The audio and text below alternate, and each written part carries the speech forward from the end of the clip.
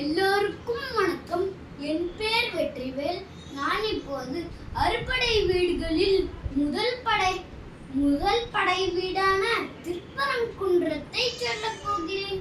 சூரசம்ஹாரம் முடிந்தவுடன் முருகர் என்ன சொன்னார் என்றால், பல காலமாக போர் புரிந்து விட்டோம், எங்கேயாவது ஒரு நல்ல இடத்துக்கு செல்ல வேண்டும் போல் இருக்கிறது. இந்திர தேவனே, உங்களுக்கு தெரிந்த ஒரு அழகான இடத்தை சொல்லுங்கள். கதிர்வேலா, சூரனை கொன்று எங்களை காப்பாற்றி இருக்கிறீர்கள். நீங்கள் ஓய்வெடுத்த ஒரு மலை இருக்கிறது, அதன் பெயர் பரங்குன்றம். ஆஹா, பெயர் மிக அழகாக உள்ளதே. வாருங்கள், எல்லோரும் அங்கே செல்வோம் அப்படின்னு முருகன் சொல்லிவிட்டார். தன் நீலமயிலில் முருகன் புறப்பட்டார். கருட பறவை மேல் பிரம்மன், அன்னப்பறவை மேல் பிரம்மன், கருட பறவை மேல் விஷ்ணு, யானை மேல் இந்திரன் மற்றும் அனைத்து தேவர்களும் வந்தார்கள்.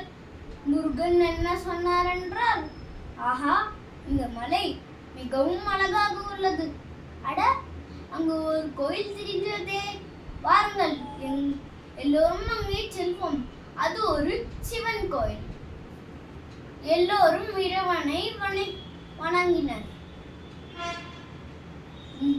இந்திர தேவன் என்ன சொன்னார் என்றால், கதிர்வேலா,